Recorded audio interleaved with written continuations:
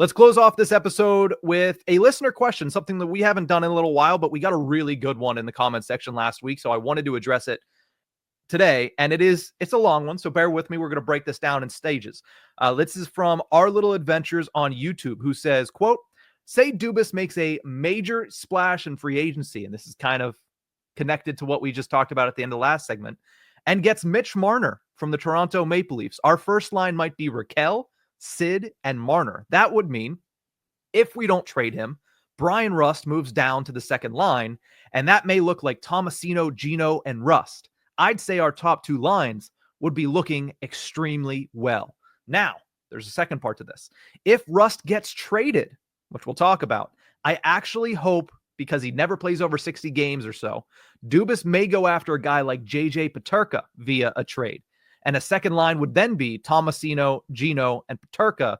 That would be lights out too. Do you have any thoughts on these chances? And how do you feel about this scenario? Now, we're going to leave the trading Brian Rust segment to the very end, but let's start with the chances it happens. Horwat, I've run the numbers in my heart, in my soul. And these are optimistic because, as you know, and as our listeners know, I am going to skew optimistic in almost every single conversation that we have. Mitch Marner alone, 10% chance. Like, that's being optimistic. That is the best odds you're going to get from any sports book, any writer, anybody that speaks about hockey. 10% chance Marner ends in Pittsburgh. Peterka alone, 20%, because he was already on the trade block and he was already talked about being somebody that would fit perfectly. As Elliot Friedman said, he has Pittsburgh written all over him. So optimistically, 20% on Peterka alone. Trading Brian Rust, 20% chance. I'm not saying there's not a chance. The Penguins are in a rebuild. Things can happen, but I would still put that at 20% chance. Now, for all three to happen, and I'll let you tell me whether or not I'm off on my numbers or if I'm dead on. For all three of these to happen, for Marner to come to the Penguins, for Peterka to be traded to the Penguins, and for Brian Rust to be traded out of Pittsburgh, I think all three, again, highest I'll go, 5% chance. I think that is about average correct when you throw those percentages in there. I don't know math like that, but I mean, the average is like 15 if you want to take them all out and average them, but I would say 5% that all three happen. Yeah, the layering of it and the realisticness of it, absolutely down to about 5%. Boiling it down, let me go one by one here for a moment too. I'm with you on Marner being about 10. Just genuinely, what would he have to gain from coming here? It's a rebuilding situation. I get he would be a big boost to the idea of going for it again next year. Okay, but what about the years after? He becomes the centerpiece. And I get it's not an apples to apples comparison when it comes to being a centerpiece of a team from Toronto to Pittsburgh, but Pittsburgh can be kind of harsh. So I don't know if he'd want to continue that. Maybe he wants a quieter situation. I mean, like I said, not an apples to apples comparison, but you get what I'm going with. Mm-hmm. So what would he have to gain from that? Not much. I like your 10% there.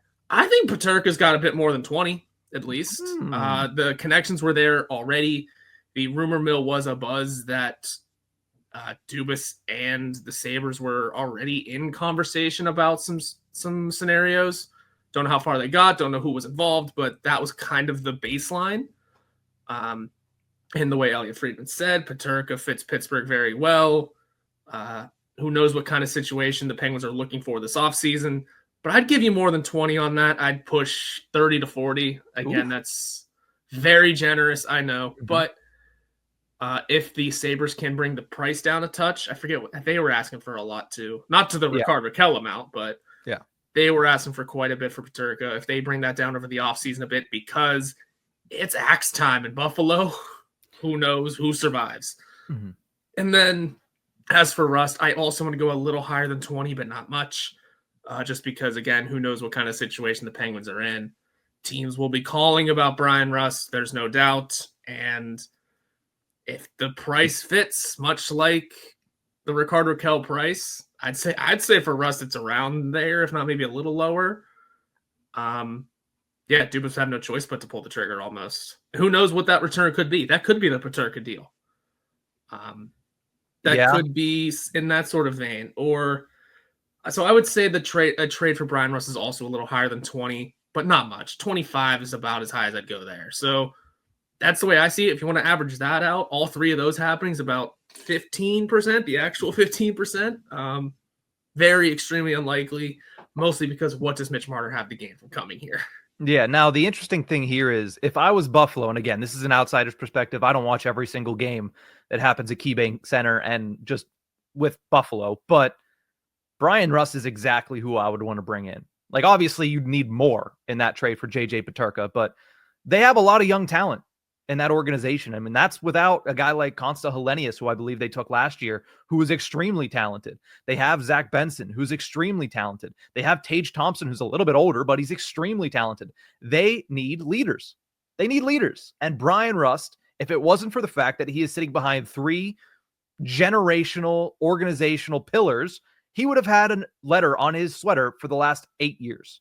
But probably not in his first 3, but probably the last 8 years. He would have a letter on his sweater. And if Chris Letang goes anywhere, if Evgeny Malkin retires, he is leader in the clubhouse to get a letter on his sweater. He is a leader, and that's what Buffalo needs. They have all the young talent in the world. I mean, look no further than their defense. So if they're going to trade away JJ Peterka and try to kind of shift a little bit to try to fix the kind of the vibe around Buffalo, the fact that they don't have a winning culture, bringing in a guy like Brian Rust seems like a pretty solid antidote. At the very least, it feels like it starts to push you in the right direction, which is good for Buffalo. But let's get back to this hypothetical and say if it did. So take out what are the chances it happens. We both said unlikely to actually occur. But if it did, let's go down to this hypothetical lane. It is a pretty good top 6. Raquel, Crosby, Marner as your top line. Peterka, Malkin, Tomasino as your second line. That's really good. And how would I feel? I'd feel extremely confident in the top 6, but I will say that's not enough on its own to change my opinion of this team being a playoff team next year, because you still need to restructure your defense.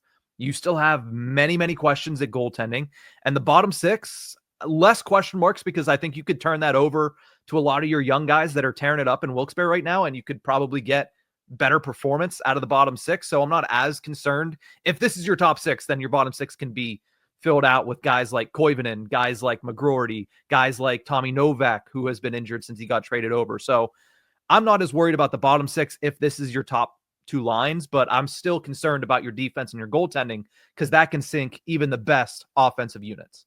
Yeah, absolutely. And the money question would have to come up a little bit, because Marner would request a ton of dollars. Mm-hmm.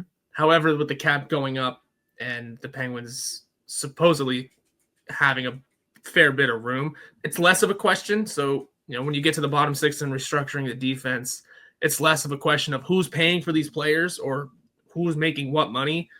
But by all means, you're right. The top 6 is much improved.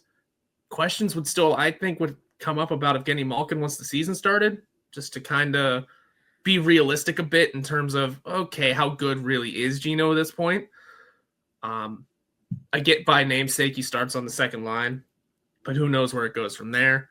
I think if you give him good wingers really quickly. If you give him a winger like JJ Peterka and let him build off of what he started with Phil Tomasino, I think you see a little bit more consistency. Now, do I think you see as high of a level as we've seen Gino in the past? No, you're not going to get him to that level at 39 years old. You just aren't. But I do think that you see a little bit more consistency because he's playing with a higher caliber of player. Yeah, a bit more towards what Sid is doing in terms of he's old, but look at these numbers. They're still great. Speaking of the Buffalo thing, I do want to dig back to that in a minute. I was going to try and finish up my thoughts here. The big question is going to be defense and goaltending. The bottom 6, like you said, can fill out however you want. Even the top 6, if it stays like this, is fine. You will need an improvement here or there. And who knows, maybe one of those call-ups does that. Who knows?